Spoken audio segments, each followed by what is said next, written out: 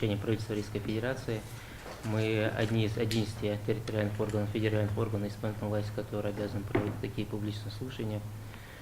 Делается это для достижения ряда целей. Но мы будем говорить о тех показателях, которые были в прошлом квартале, за второй квартал, точнее, не истек. Какие нарушения мы выявили, с чем мы сталкиваемся.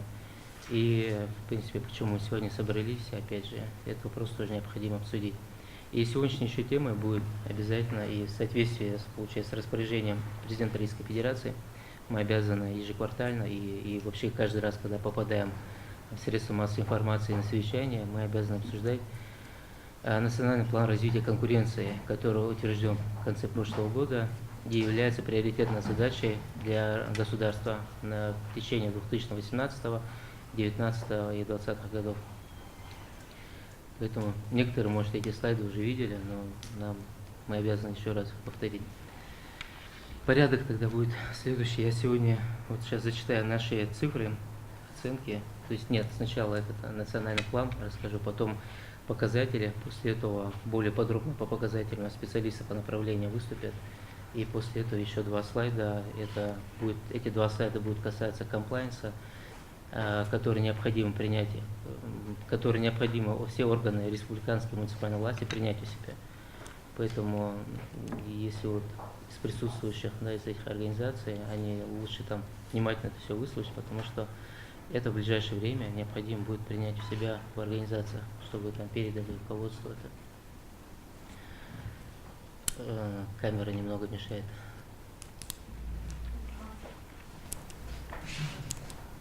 Первый. Есть?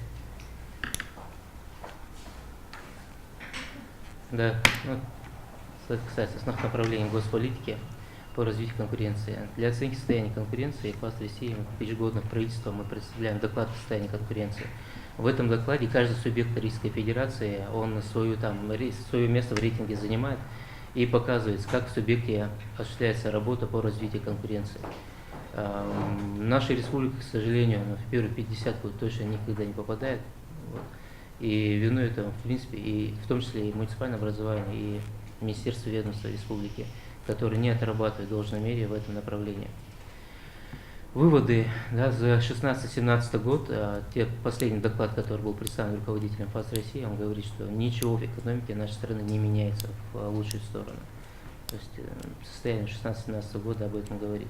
В принципе, поэтому и нацплан был принят, и надеемся, что в ускоренном темпе это все будет проходить. И это не очередной даже национальный план, и так далее, там бумага, которая нужно читаться.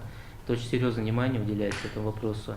Руководитель ФАС России на днях подписал распоряжение, в соответствии с которым каждому из его заместителей, в том числе ему, необходимо встретиться с руководителями субъектов Российской Федерации, отдельно провести беседу по этому вопросу.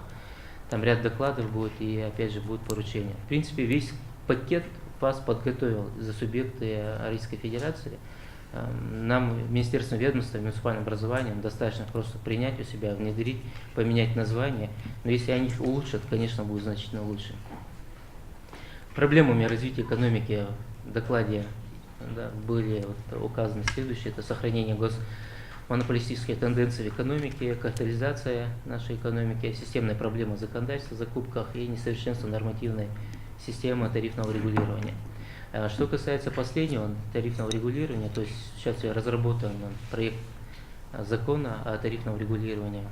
В данное время у нас там более 10 нормативных правовых актов, даже больше, регулирует эту сферу, а будет один закон уже будет, в котором все будет уже упорядочено.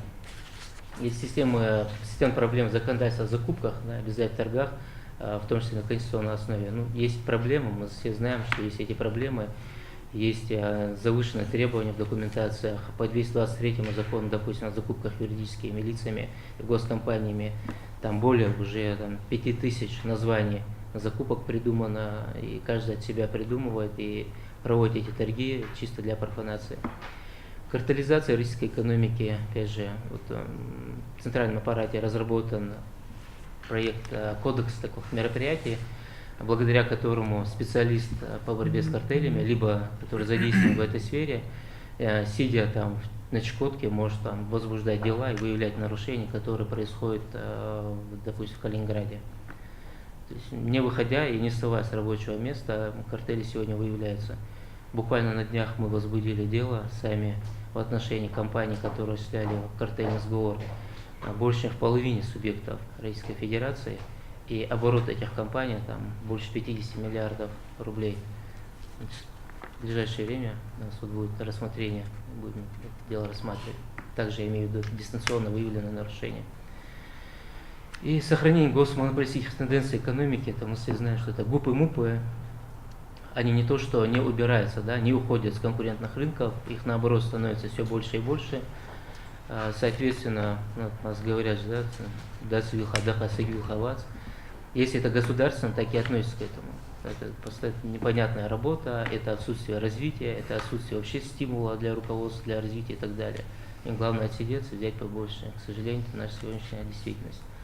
А должно быть, если это конкурентный рынок, ГУП и МУПа должны с рынка уйти и освободить дорогу для частных организаций, чтобы они между собой уже честно конкурировали, и чтобы как минимум, да, собственник этой компании душа болела там за свою компанию.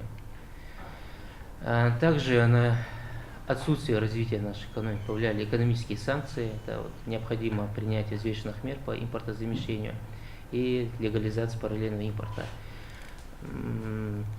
1 июля первое дело в Российской Федерации прошло через арбитражный суд города Москвы. Тяжба длилась около 2 лет, и впервые суд сказал, что параллельный импорт, разрешил параллельный импорт в Российской Федерации. То есть это к чему, это что такое, если объяснить, то, допустим, производитель, там, голландский производитель лекарственных препаратов, он единицу таблетки у себя в Голландии продает там за $1, для Америки продает за $1 там 20 центов, для стран Евросоюза продает там за также $1, либо $1 и 1 там и так далее. А для тех стран, кого он не хочет продавать, либо он знает, что этим компаниям некуда деваться, они, в принципе, их защищает Конвенция об интеллектуальной деятельности как правообладатели. Вот. А, допустим, для нашей страны они могут этот же препарат за 5 либо за $10 продать. Если это там жизненно необходимый лекарственный препарат, то деваться некуда, необходимо и за $10 на его условиях покупать этот препарат, что является недопустимым и является таким даже международным мошенничеством, формой международного мошенничества. Поэтому, принимая вот параллельный импорт, закон о параллельном импорте в Российской Федерации, пока он не принят, но есть норма в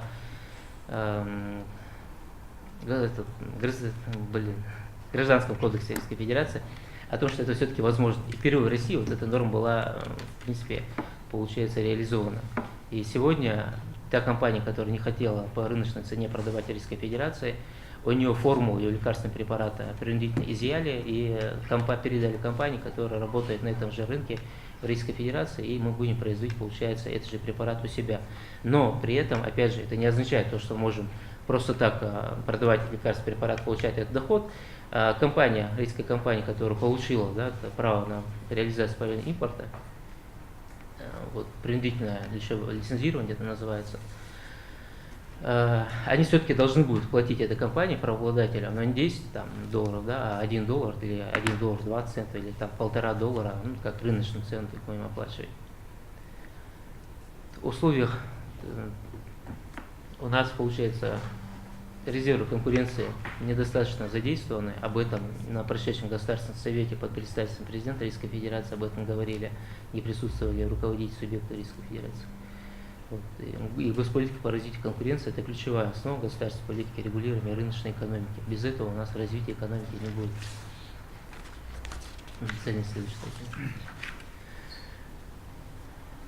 Планируется, да, в рамках подписанного национального указа о развитии конкуренции, планируется радикальная модернизация антимонопольного законодательства. Это у нас, в принципе, мы поэтапно развивали антимонопольное законодательство. Сегодня антимонопольное законодательство является одним из лучших в мировой практике. Мы находимся в рейтинге конкурентных ведомств в мире на 17-й строчке. Это очень хороший показатель. Вот первый антимонопольный пакет был принят в 2006 году, далеком, второй уже в 2009 году. Третий антимонопольный пакет в 2012 году, четвертый в 2015 году. Также был антикризисные поправки, в соответствии с которыми там нам запрещалось проводить проверки, возбуждать дела в отношении субъектов малого и среднего предпринимательства, а также хозяйств субъектов, у которых оборот составляет менее чем 300 миллионов рублей в год. Ну, в нашей республике таких компаний нет.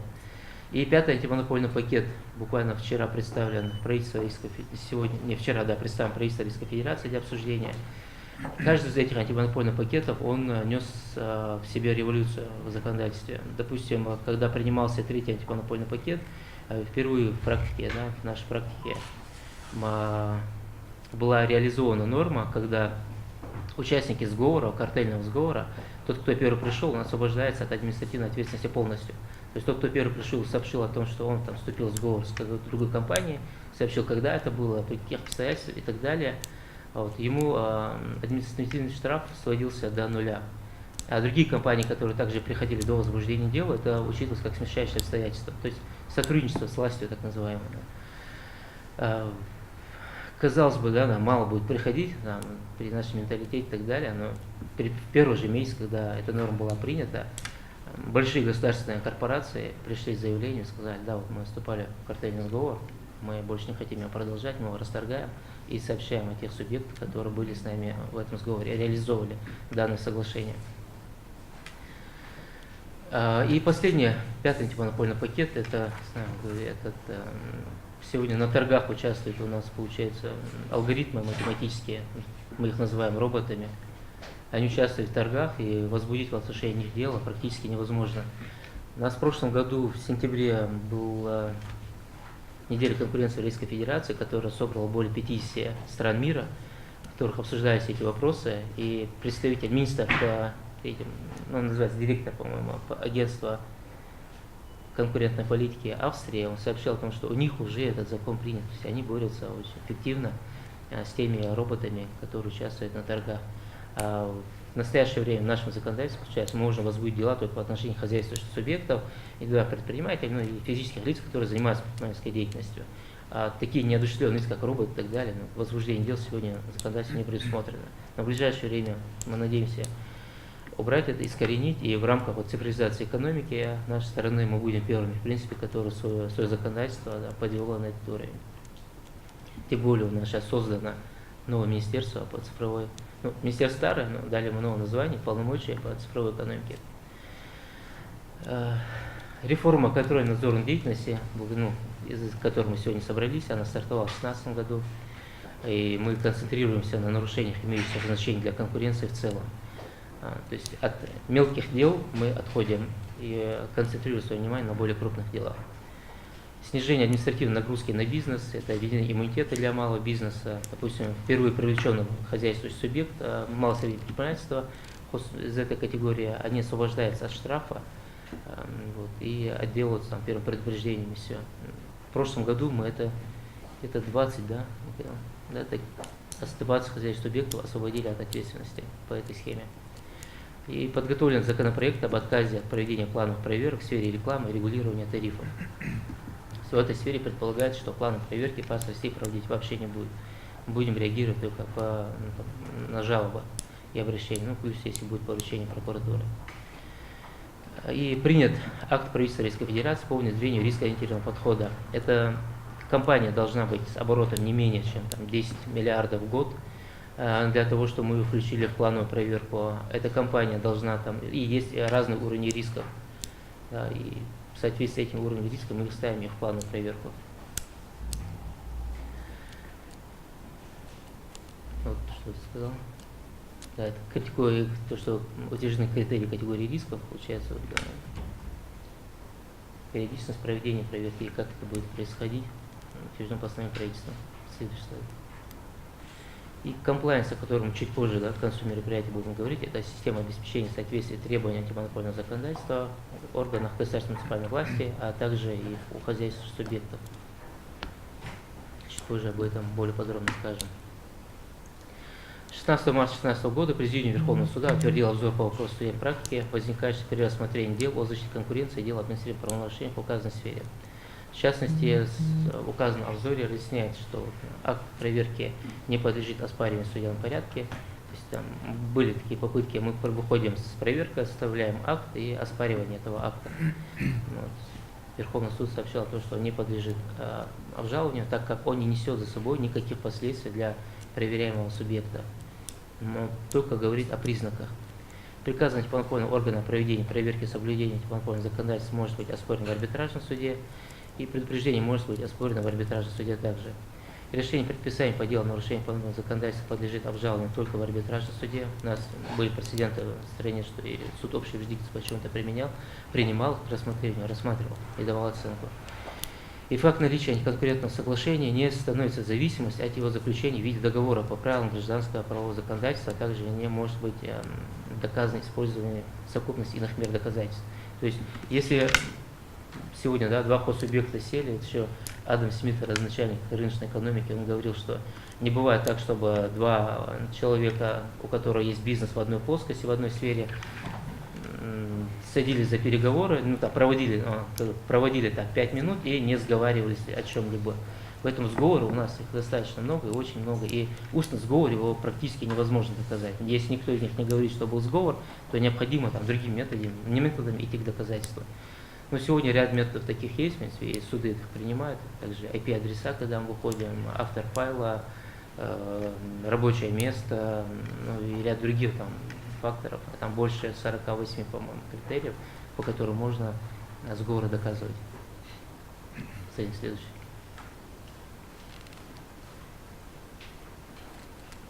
Да, нам нужен единый подход для развития экономики в регионах страны.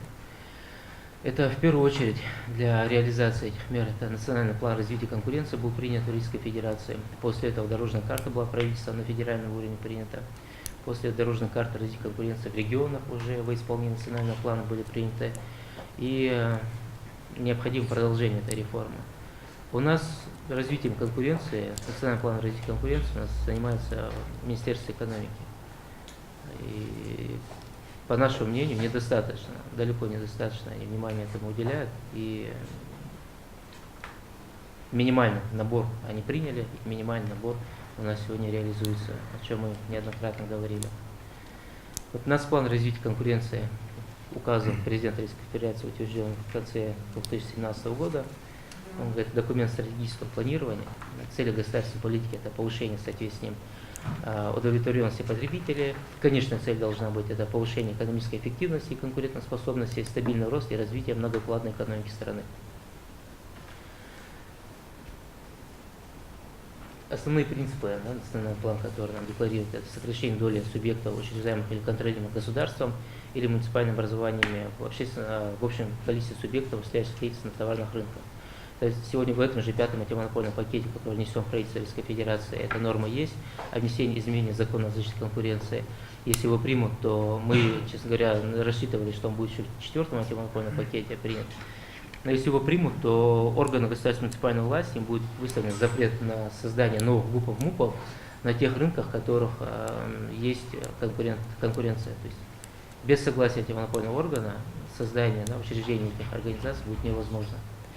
Обеспечение развития малого и среднего предпринимательства, сочетание превентивного и последующего контроля для целей защиты конкуренции, развитие организованной биржевой торговли. Торговля у нас уже идет с 2009 года Санкт-Петербургской фондовой биржи. В том числе благодаря этой бирже сегодня цены на бензин, с учетом того, что они очень высокие, но все-таки на таком уровне, который сегодня есть. Так они были бы, но за 50 рублей уже давным-давно ушли бы по ценнику.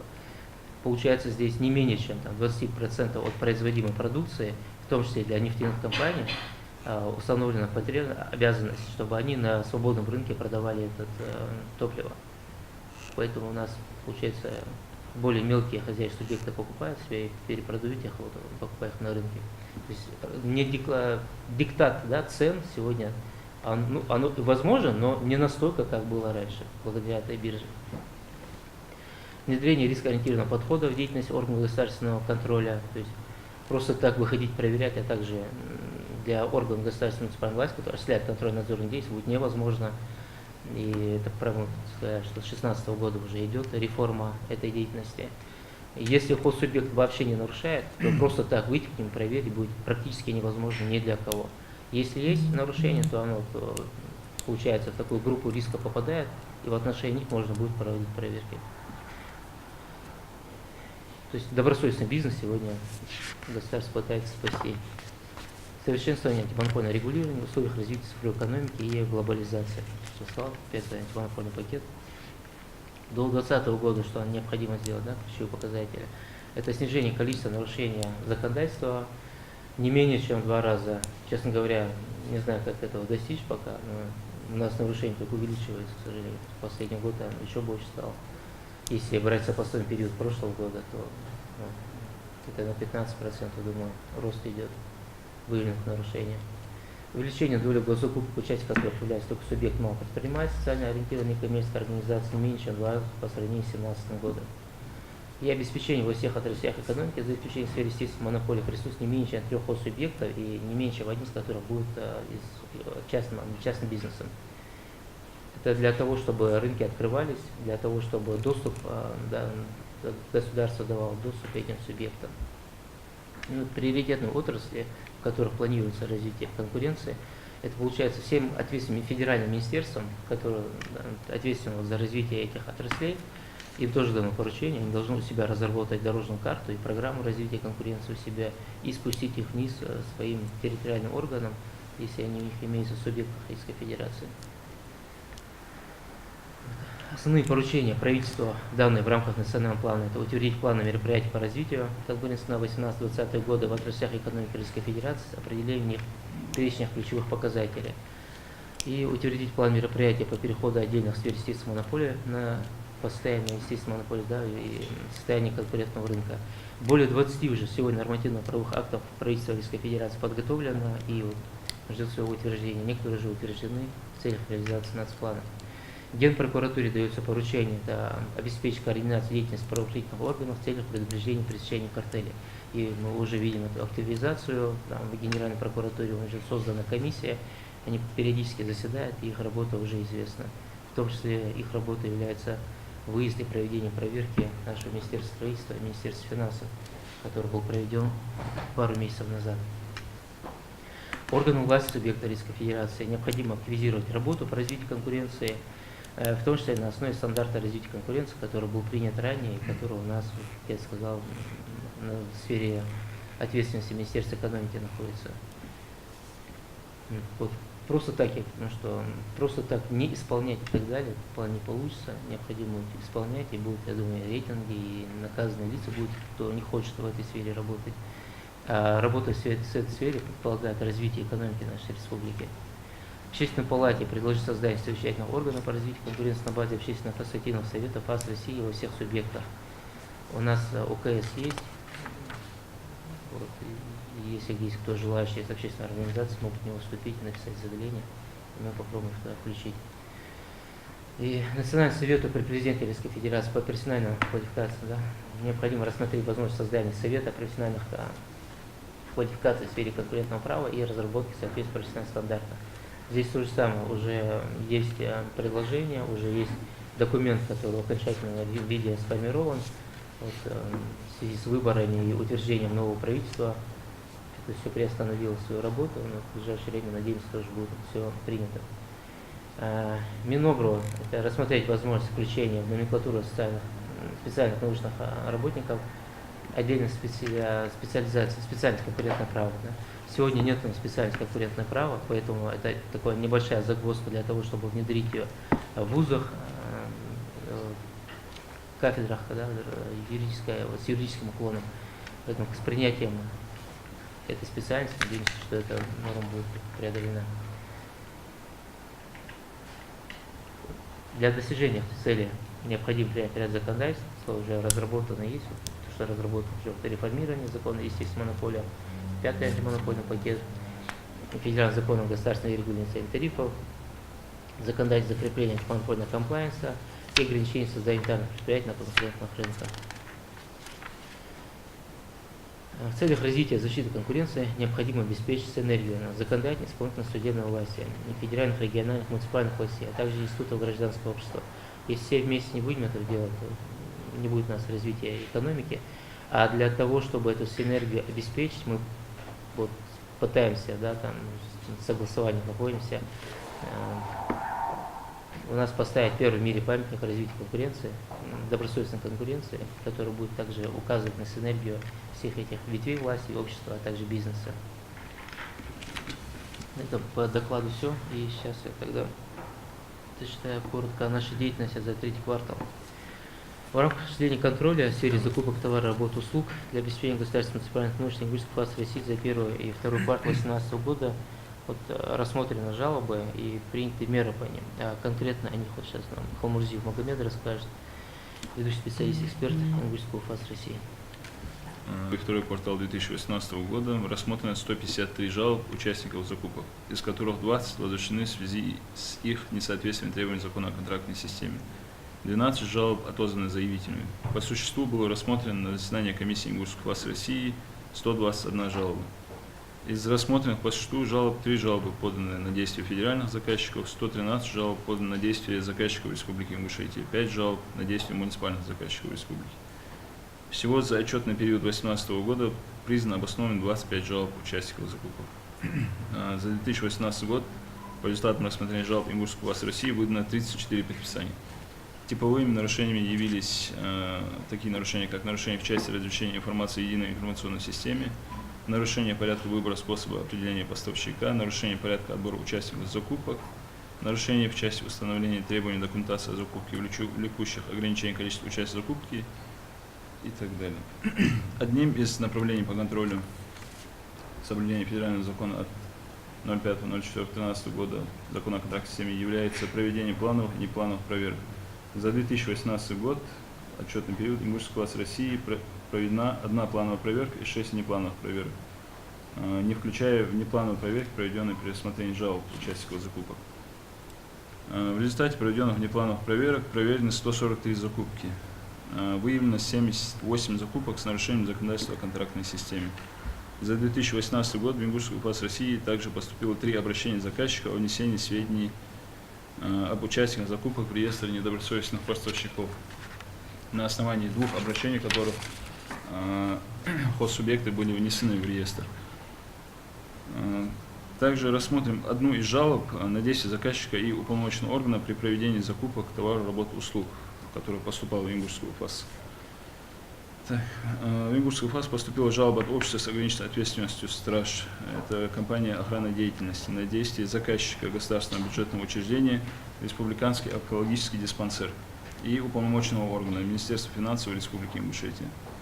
Согласно жалобе, заказчиком нарушены требования к содержанию конкурсной документации при проведении открытого конкурса на оказание услуг по охране государственного бюджетного учреждения Республиканский онкологический диспансер.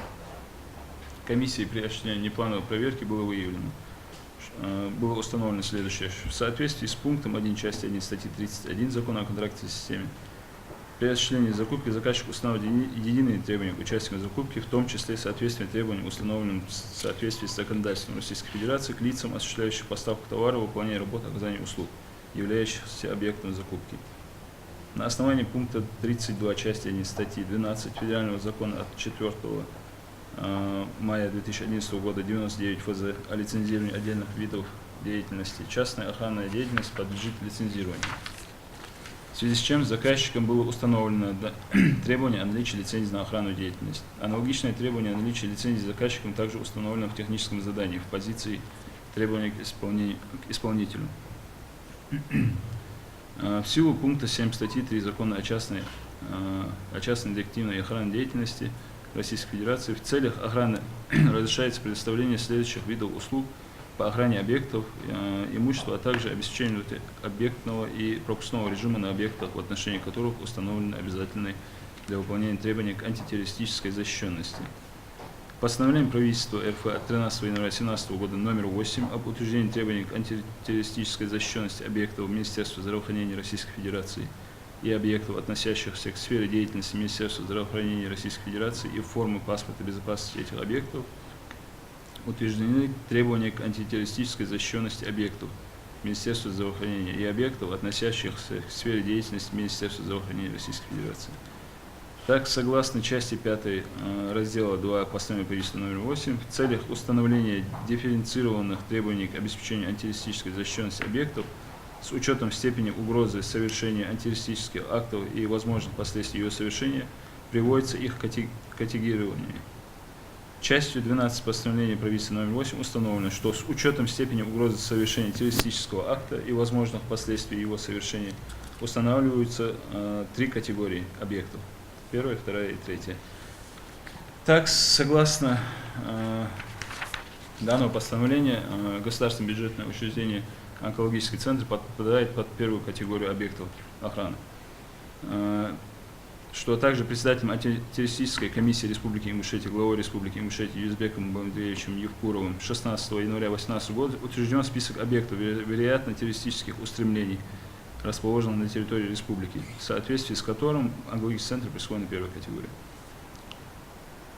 И в соответствии с частью 2 статьи 53 Закона о контрактной системе, заявки на участие в конкурсе признаются надлежащей, если она соответствует требованиям Закона о контрактной системе, извещению об осуществлении закупки или приглашению принять участие в закрытом конкурсе или конкурсной документации, а также участники, подавшие такую заявку, соответствуют требованиям, которые предъявляются к участию в закупке и указаны в конкурсной документации. Согласно части 3 статьи 53 Закона о контрактной системе, конкурсная комиссия отклоняет заявку на участие в конкурсе, если участник конкурса, подавший ее, не соответствует требованиям к участнику конкурса, указанным в конкурсной документации, или такая заявка признана несоответствующей требованиям, указанным в конкурсной документации. Так, согласно протокола рассмотрения и оценки заявок данного конкурса от 12 апреля 2018 года подано 4 заявки, 3 из которых Министерством финансов признаны соответствующими требованиям конкурсной документации. Также заявка ЧО «Горизонт» была признана победителем данного конкурса. В ходе рассмотрения жалобы комиссия Ингушского УФАС России, поданной на участие в конкурсе, пришла к выводу, что данная заявка подлежала отклонению ввиду несоответствия лицензии, приложенной в заявке участникам закупки. Так, комиссия управления установила, что в составе заявки участников конкурса ЧО «Горизонт» приложена копия лицензии на осуществление частной охранной деятельности, выданной Министерством внутренних дел. Также установлено, что в приложении к лицензии на осуществление частной охранной деятельности, согласно перечню разрешенных видов услуг лицензии, разрешена деятельность только по следующим пунктам: защита жизни и здоровья граждан, охрана объектов имущества, находящихся в собственности, во владении, в пользовании, хозяйственном ведении, оперативном управлении или доверительном управлении, за исключением объектов имущества, предусмотренных пункта 7 части 3 статьи 3 о частной детективной охранной деятельности. Обеспечение порядка в местах проведения массовых мероприятий. Вместе с тем, комиссией управления установлено, что для осуществления охраны на объекте первой категории в соответствии с постановлением правительства номер 8 необходимо разрешение по пункту 7 приложения к лицензии, а именно охрана объекта, имущества, а также обеспечение внутриобъектового и пропускного режимов на объектах, которые имеют особо важное значение для обеспечения жизнедеятельности и безопасности государства. При этом в заявке ЧО «Горизонт» не имелось данного пункта лицензии ЧО «Горизонт», и она не могла оказывать услуги по охране данного объекта.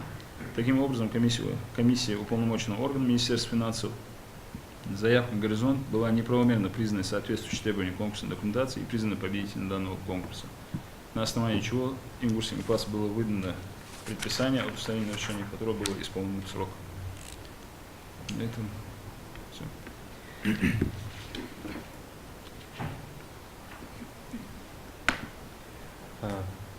Борьба с картелями, сказал, это приоритетная задача, и также она ни в одном из указов президента Российской Федерации отражается необходимость бороться с этой заразой.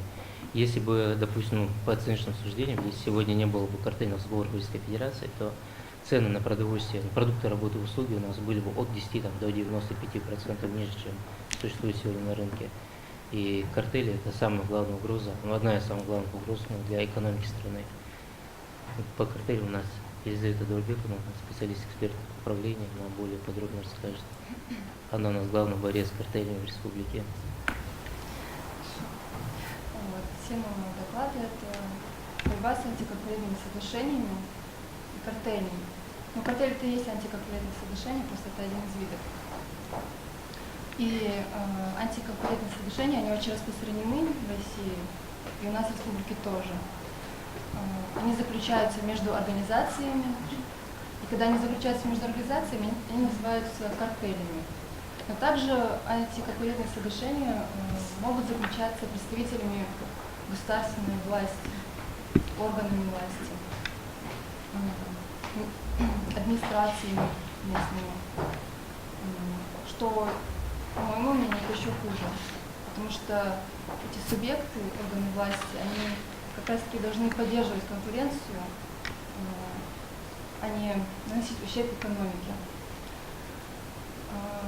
Картели, которые вот антиконкурентные соглашения между организациями, хозяйствующими субъектами заключаются, они квалифицируются статьей 11 Закона о защите конкуренции.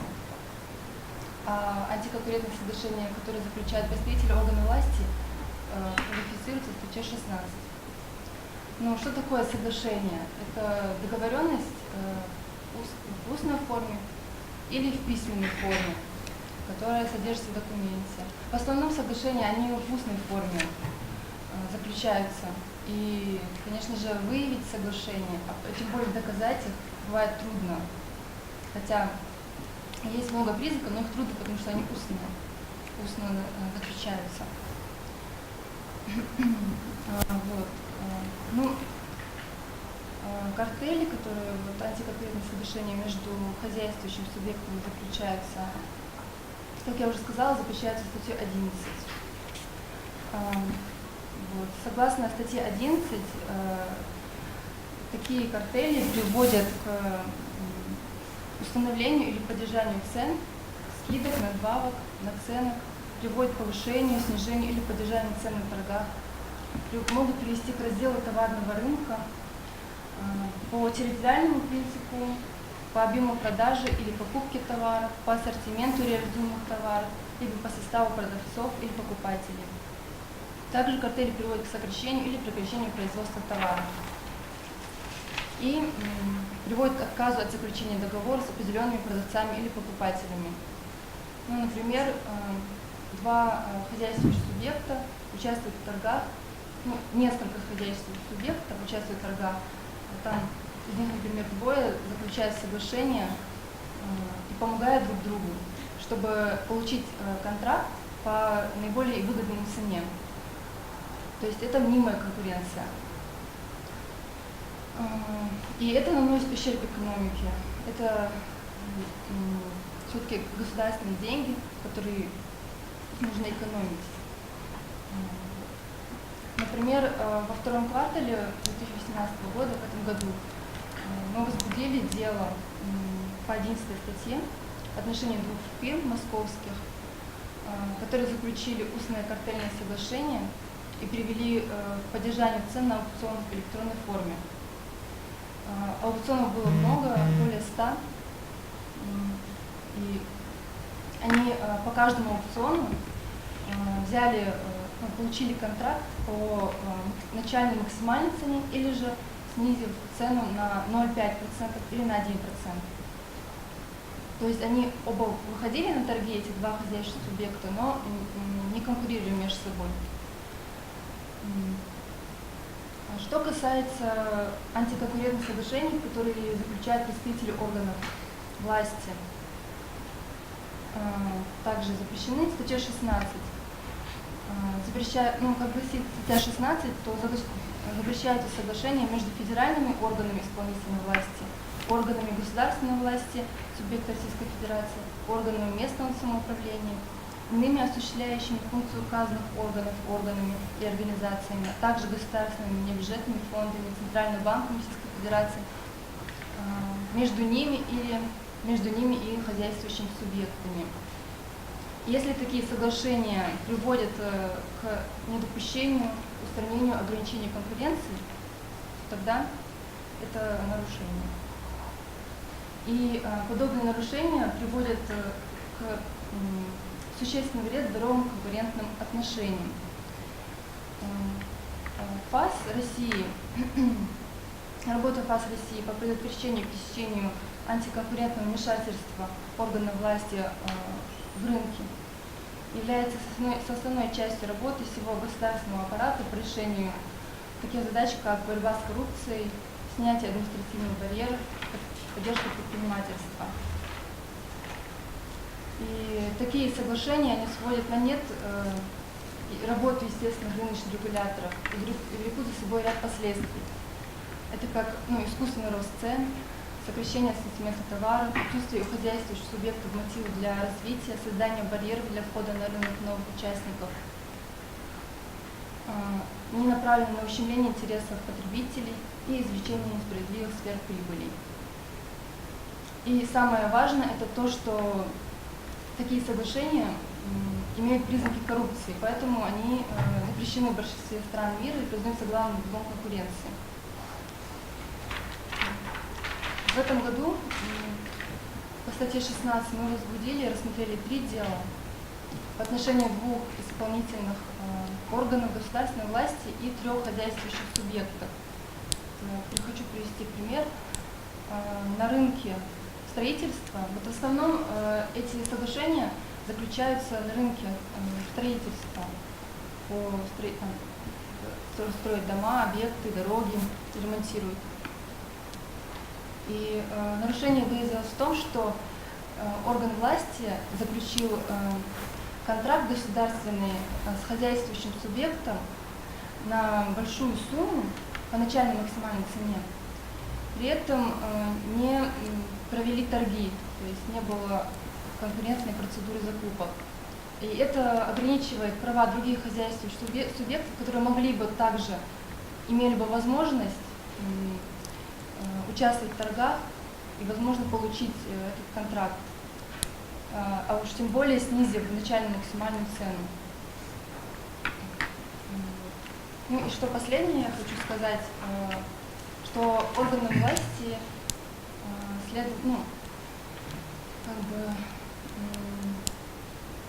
следовало бы поддерживать конкуренцию в подконтрольных сферах деятельности, и, в принципе, они должны поддерживать конкуренцию, повысить информационную прозрачность их деятельности. Также необходимо привлечение максимального участия других контрольных органов и общественных организаций к совместной работе с нами, с ФАС, по пресечению нарушения антимонопольного законодательства. Спасибо.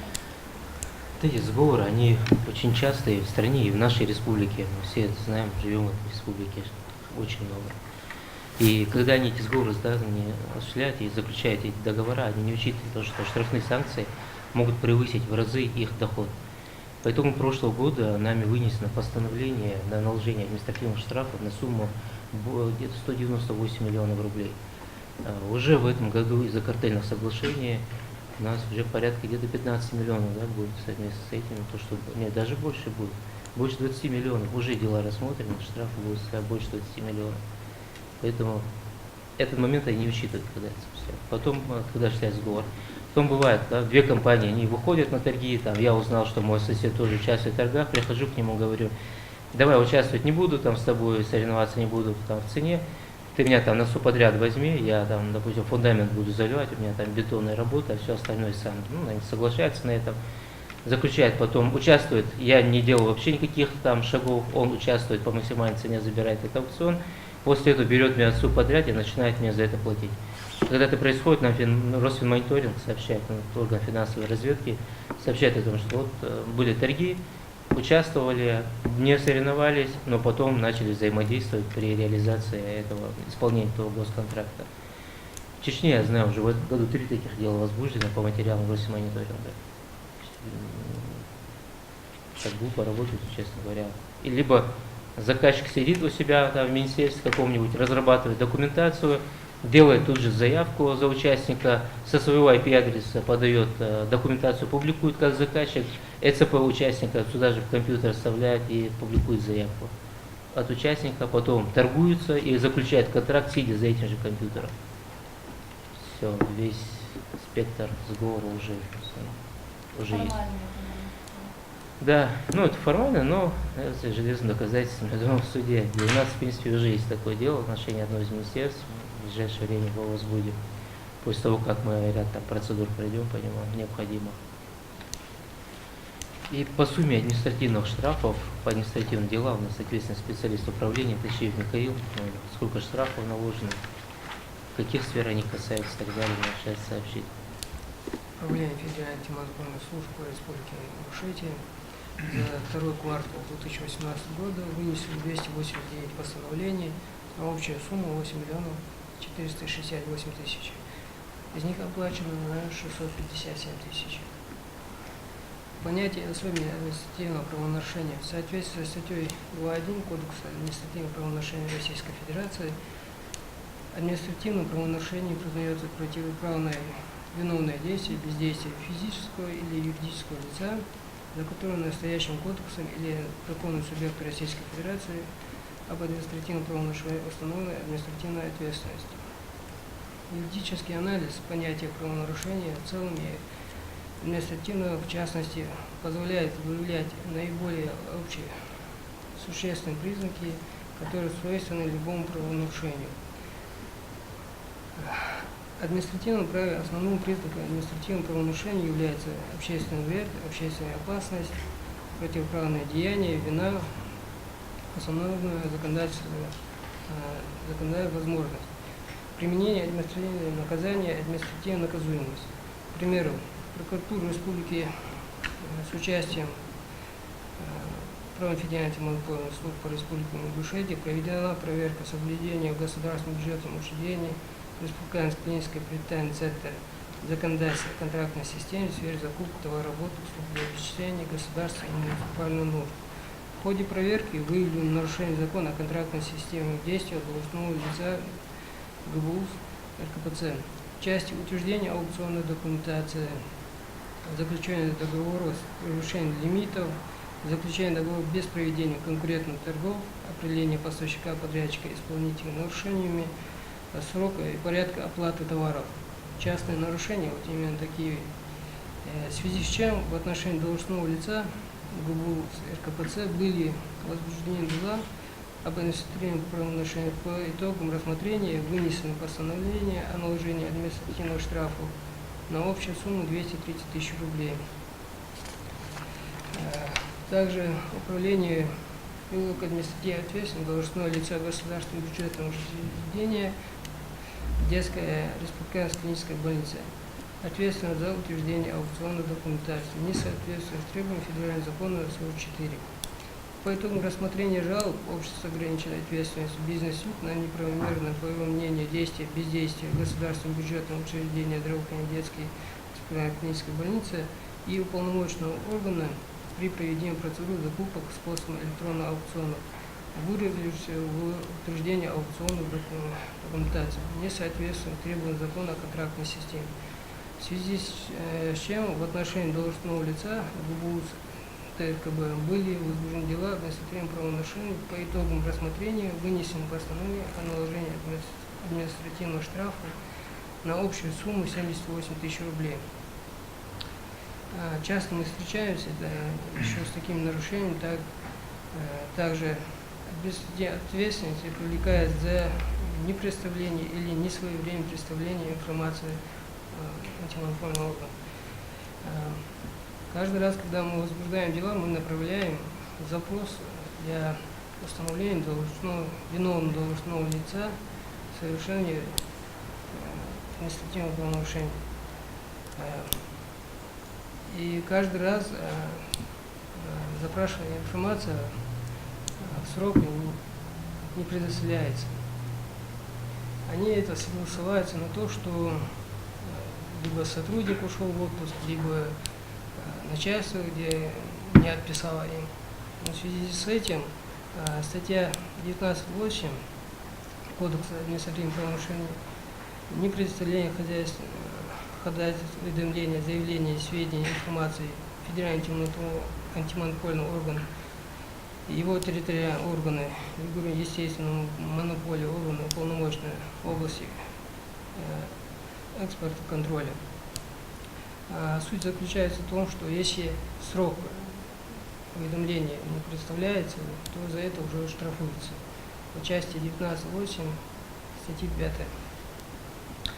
В соответствии со статьей 19.7.2 Кодекса административных правонарушений, непредоставление информации и документов или представление заведомо недостоверной информации и документов в органы, уполномоченные на осуществление контроля в сфере закупки товаров, работ, услуг для обеспечения государственных и муниципальных нужд, федеральным органам исполнительной власти, осуществление функций по контролю и надзору в сфере государственного оборонного заказа, орган внутреннего государственного муниципального финансового контроля.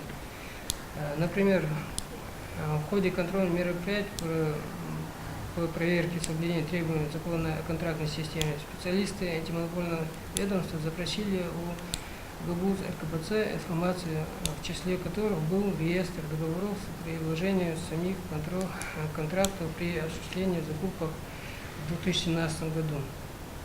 В ответ на запрос антимонопольного ведомства медучреждением был представлен реестр и копии 52 договоров к нему. Для сравнения анализа Управление Федеральной антимонопольной службы была запрошена информация по заключению РКПЦ договоров у уполномоченного органа. В ответ на запрос ведомства Минфином Республики было представлено 32 договора, заключенных в РКПЦ в 2017 году. Вместе с тем представлены уполномоченным органом контракты отсутствовали реестр контракта, представленных должностным лицом ГБУЗ РКПЦ, в связи с чем в отношении должностного лица ГБУЗ РКПЦ было возбуждено дело об административном правонарушении. По итогам рассмотрения вынесено постановление о наложении административного штрафа на сумму 15 тысяч рублей. Всё.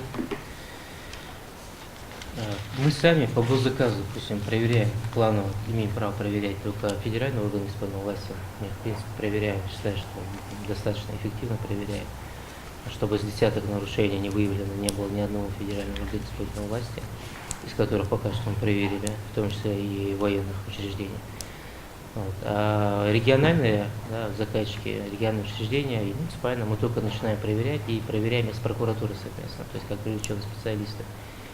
Эти же первые проверки показали, что очень страшные вещи, там, допустим, в том же перинатальном центре за неполный год более 250 нарушений выявлено. Потом есть другие медицинские учреждения. Допустим, недавно счетная палата нам направила информацию по итогам проведения одного из медучреждений проверки. Там 68, по-моему, фактов нарушений. Простое распоряжение на свое усмотрение, к сожалению. И по рекламе, да, можно сказать, что за этот квартал мы 7 дел возбудили, выдали 6 предписаний. Но основное нарушение в сфере законодательства, защиты, в сфере рекламного законодательства, обеспечения деятельности. Это у нас получается СМС-спам и продолжается, как и в прошлом году, и позапрошлом году, практика нарушения рекламы медицинских услуг. Почему-то в нашей республике те организации, которые рекламируют медицинские услуги, не хотят там давать предупреждения об этом. И вообще даже есть такие случаи, когда он говорил об этом, что даже без лицензии работает в этом направлении. И по комплайнсу у нас Мусульгова Залина расскажет о внедрении комплайнса организации.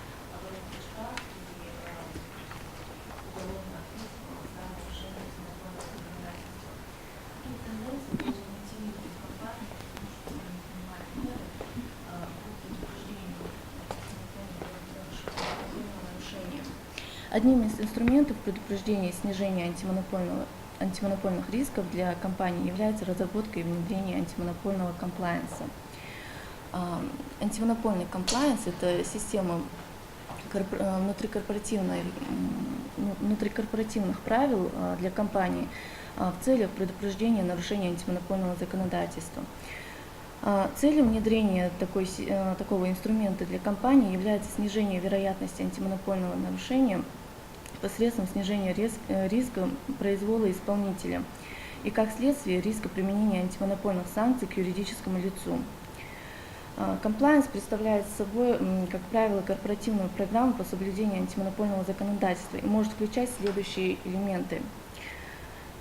То есть публичная или непубличная политика по соблюдению требований антимонопольного законодательства. Второе – это торгово-сбытовая политика компании, предусматривающая недискриминационные условия и критерии отбора контрагентов для заключения договоров, то есть маркетинговая политика. Программы и планы графики по антимонопольному тренингу сотрудников. Документы с установлением дисциплинарных и иных санкций за нарушение сотрудниками внутренних порядков и процедур. внутренние порядки и процедуры, то есть алгоритмы принятия решений в случаях повышения риска нарушения антимонопольного законодательства, введение в компании ответственного сотрудника за антимонопольный комплаенс, процедуры мониторинга и аудита соблюдения внутрикорпоративных процедур. За последние 2-3 года вопрос правового статуса антимонопольного комплаенса в российском законодательстве стал предметом широкой дискуссии. То есть одной из задач указа президента по государственной политике и развитию конкуренции является институт предупреждения, то есть внедрение антимонопольного комплаенса. Основными инициаторами данной дискуссии являются корпоративные юристы и практикующие адвокаты, представители ФАС России. Стороны, как правило, апеллируют к двум основным аргументам в пользу закрепления данного института. Внедрение комплаенса создает выгоды и для ФАС России, и для компании, поскольку позволяет предупреждать нарушения антимонопольного законодательства либо выявлять их на ранней стадии. Это, с одной стороны, может позволить уменьшить число фактических нарушений, с другой стороны, может снизить нагрузку на антимонопольный орган путем сокращения числа разбирательств. Зарубежный опыт отдельных стран указывает, что антимонопольные ведомства могут разрабатывать разъяснения для компаний о том, что нужно учитывать в корпоративных программах по соблюдению антимонопольного законодательства, а также предоставляет ослабление наказания, снижение штрафов за нарушение антимонопольного законодательства в случае наличия и соблюдения антимонопольного комплаенса. Одной из целей указа президента Российской Федерации о государственной политике по развитию конкуренции является снижение нарушений антимонопольного законодательства органом власти в 2 раза по сравнению с 2017 годом.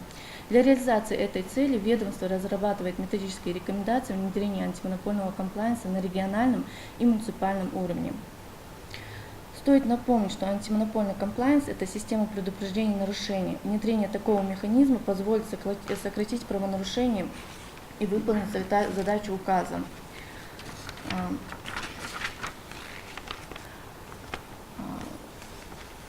Европа, возможно, в зарубежных странах уже имеется практика применения антимонопольного комплаенса, и при таком наличии в Великобритании и Франции снизились нарушения на 10%, в Италии на 15%.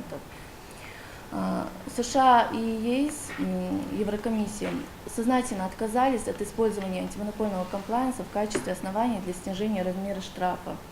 В рамках разбирательств решения остается преимущество дискриминационным решением антимонопольного ведомства. Акты относительно антимонопольного комплаенса, разработанные национальным антимонопольным ведомством, носят преимущественно информационный и рекомендационный характер. В настоящее время законом прямо не закреплены нормы, стимулирующие внедрение системы комплаенса среди участников рынка. При этом существуют организации, самостоятельно разработавшие и внедрившие локальные акты по внутреннему предупреждению нарушения антимонопольного законодательства. Это вот МТС, ПАО «Сибур Холдинг», ПАО «Уралкали» и ООО «Балтика». То есть что в себя включает антимонопольный комплаенс? Это свод правил, который предупреждает нарушение антимонопольного законодательства. То есть руководство каждой компании разрабатывает определенные акты, по которым сотрудники, то есть сотрудники компании придерживаются и пресекается руководством, самим руководством уже непосредственно пресекается нарушение антимонопольного законодательства, получается. Институт предупреждения, предусмотренный законом о защите конкуренции, использует как способ быстрого устранения правонарушений. Лицо, выполнившее предупреждение, не подлежит административной ответственности за нарушение антимонопольного законодательства в связи с его устранением. Механизм смягчения административной ответственности за нарушение антимонопольного законодательства существует в рамках применения положений Кодекса Российской Федерации, то есть статья 4.2, 14.32 КоАП. Закон о защите конкуренции дополняется нормами и предусматривает следующие аспекты. Определение системы внутреннего предупреждения нарушения антимонопольного законодательства. Право лица на принятие внутреннего локального акта, предусматривающего внедрение такой системы и ее реализации.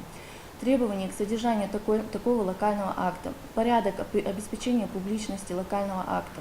возложение на хозяйствующий субъект обязанности доказывания принятия и реализации им системы внутреннего предупреждения нарушения антимонопольного законодательства.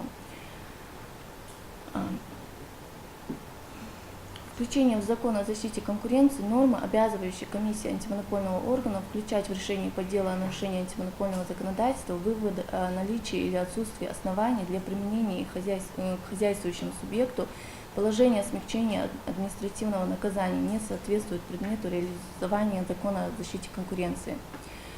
Особенности учета обстоятельств, смягчающих административную ответственность при назначении административного наказания должны содержаться исключительно в КАП. Учет обстоятельств, смягчающих административную ответственность, должен производиться соответствующим должностным лицом антимонопольного органа при рассмотрении протокола и материалов дела об административном правонарушении. Получается, ФАС России разрабатывает методические рекомендации непосредственно для органов муниципальной власти и для того, чтобы предупредить нарушение антимонопольного законодательства и на ранней стадии его пресечь. Та компания, с кем уже заключен антимонопольный комплаенс, это двухстороннее соглашение между ФАС России и непосредственно компанией, в отношении них меры наказания будут более смягчающими. Все, спасибо.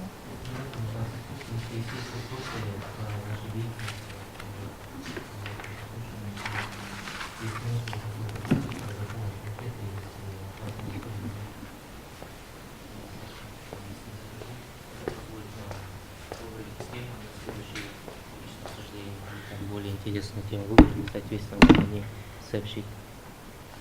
Да, наверное, все. Аллаху Бахтушах, Адахкара, Дарясху.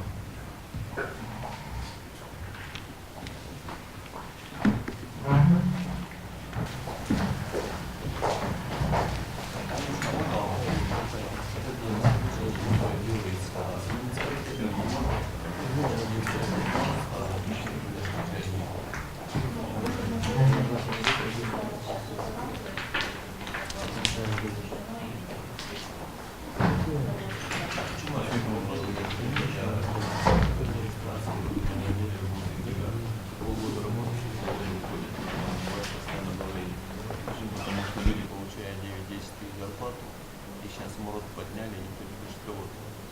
Начинает изучать, когда внедряются в систему, понимают, какие есть прошлые инстанции, они ожидают, их бывает, у них они все выходят. Будет для муниципалитета какое-то соглашение для снижения штрафных санкций? Или что-нибудь такое, как работник вышел и работает, вы знаете, как это все меняется. Каждый полгода внедрение. Так я не успеваю говорить. Я и говорю, так они у меня ходят каждые полгода.